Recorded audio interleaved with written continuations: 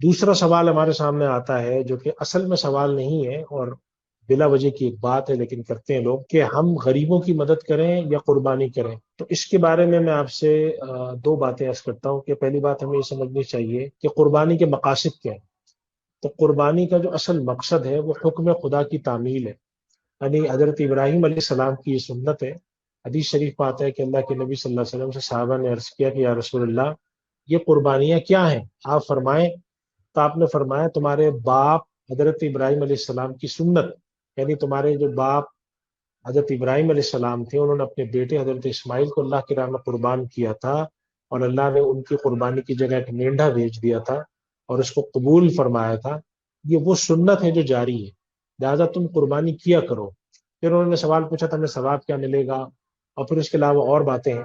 फिर अल्लाह के नबी सल्लल्लाहु अलैहि वसल्लम ने अपनी हयात मुबारका में www.dasipramon.com 65 63 जानवर अपने हाथ से कुर्बान किए। फिर हदीस शरीफ में आता है कि नबी करीम सल्लल्लाहु अलैहि वसल्लम फरमाते हैं, इन 3 दिन में अल्लाह को कुर्बानी से ज्यादा कोई अमल पसंद नहीं है। उससे हमें मालूम ये हुआ कि अल्लाह की राह में इन 3 दिनों में कुर्बानी करना, ये असल में एक इबादत है जो अल्लाह को पसंद है। अल्लाह ताला बदनी इबादत भी चाहता है, अल्लाह जिस्मानी इबादत भी चाहता है, अल्लाह ऐसी इबादत भी चाहता है जिसमें जिस्म और बदन दोनों लगे, जैसे हज है। ज़कात जो है एक ऐसी इबादत है कि जिसमें सिर्फ माल खर्च है। तो इस वजह से सबसे पहली बात है कि हुक्म खुदा है, और हुक्म खुदा को अगर हम तरजीह दें तो सबसे आगे की चीज है, और अगर हम तरजीह ना दें तो कल एक आदमी हमसे ये कह सकता है कि आप इतनी बड़ी मस्जिद क्यों बनाते हैं, इस पैसे को गरीबों को दे दें। आप हज पे क्यों जाते हैं, गरीबों को दे दें। तो बात यह है कि गरीबों की मदद एक अलग इबादत है, और अल्लाह के लिए हज करना अलग इबादत है, ज़कात सदक़ात अलग इबादत है। मुसलमानों पे बड़े बड़े मुश्किलात के ज़माने आए, फ़क्र व फाक़े के हालात भी आए, लेकिन किसी दौर में उलमा ने फतवा नहीं दिया कि नमाज को, इबादत को, रोज़े को मौकूफ़ करो और सिर्फ सदक़ात खैरात करो। ऐसा नहीं है।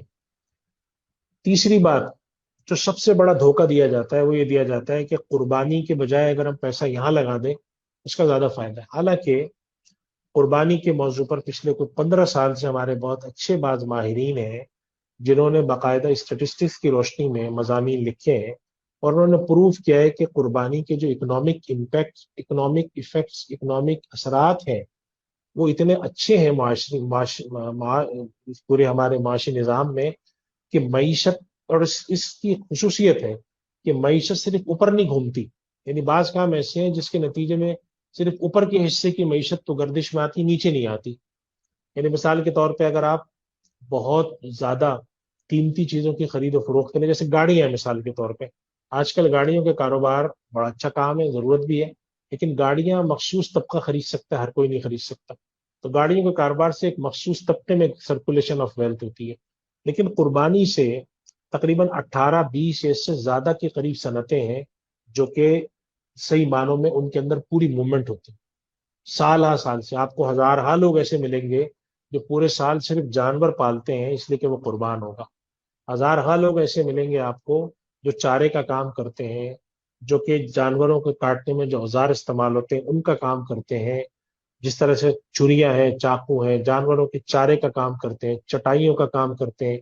फिर जानवरों से जो खाल हासिल होती है, हड्डियां हासिल होती है, खून हासिल होता है, जो कुछ इसमें से आलाइश निकलती है, उसका इस्तेमाल होता है।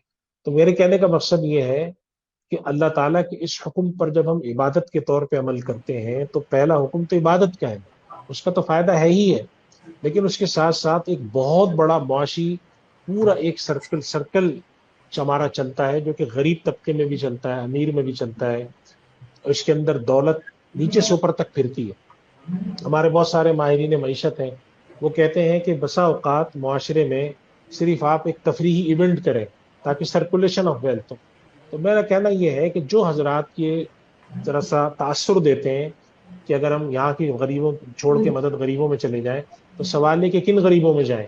वो गरीब जिसको गोश्त मिलेगा, वो गरीब जो चारे का काम करेगा, वो गरीब जो कि औजार का काम करेगा। आप देखें जानवरों के पाँव में पहनाने के मसनूई फूल बनाने वाले लोग हैं, उनके सींग को संवारने वाले लोग होते हैं, चटाई बुनने वाले होते हैं, टोकरी बुनने वाले होते हैं, हड्डियां जमा करने वाले, पूरे नीचे से ऊपर तक तहरीक है। तो मेरे कहने का मकसद ये है कि अल्लाह सुब्हानहू व तआला के इस हुक्म पर अमल में, हजरत इब्राहिम अलैहिस्सलाम की सुन्नत को जिंदा करने में, अल्लाह के नबी सल्लल्लाहु अलैहि वसल्लम की सुन्नत पर अमल करने में, जहां اللہ کے حکم پر عمل ہوتا ہے، اس کی ایک عبادت ادا ہوتی ہے، وہاں اس کے ہزارہ معاشی فائدے بھی حاصل ہوتے ہیں۔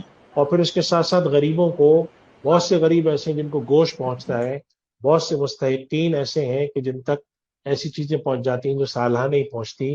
اور پھر اس کے ساتھ ساتھ ہمارے یہاں جیسے چمڑے کی صنعت ہے، اس کے اندر فائدہ ہوتا ہے۔ تو میرے کہنے کا مقصد یہ ہے کہ اگر اس عمل کا کوئی اکنامک فائدہ نہیں بھی ہوتا تب بھی یہ ضروری تھی۔ جیسے مثال کے طور پہ نماز ہے، اگر آپ نماز کو دیکھیں تو نماز میں آپ جاتے ہیں، مسجد میں پہنچتے ہیں، وہاں کی لائٹیں، بجلی، پنکھا چلاتے ہیں، 4 رکعت نماز ادا کر کے آ جاتے ہیں۔ وہاں کا تو کوئی اکنامک بینیفٹ نہیں ہے نماز کا بظاہر، کہ نماز پڑھنے سے کہ آپ کا کاروبار میں کوئی فائدہ ہو رہا ہو، بظاہر تو ایسا کچھ نہیں ہے۔ وہاں پر ہماری نظر میں یہ بات ہوتی ہے کہ فائدہ اس سے ہو یا نہ ہو، ہمارے لیے تو اہمیت اس کی ہے کہ یہ حکم خدا، عبادت ہے یہ۔ تو جب حضرت ابراہیم علیہ السلام حکم خدا پر اپنے فرزند کو قربان کرنے جا سکتے ہیں، تو ہم حکم خدا پر عمل کرتے ہوئے قربانی نہیں کر سکتے؟ اللہ کے نبی صلی اللہ علیہ وسلم فرماتے ہیں کہ جو شخص قربانی کی حیثیت رکھتا ہو اور وہ پھر بھی قربانی نہ کرے تو وہ ہماری عیدگاہ بھی نہ آئے۔ یعنی اللہ کے نبی صلی اللہ علیہ وسلم یہ فرماتے ہیں کہ ایسا شخص جو کہ وسعت کے بعد قربانی نہ کرنا چاہتا ہو، نہ کرتا ہو، اس کا ہم سے کوئی تعلق نہیں، وہ آتا کیوں ہماری عیدگاہ؟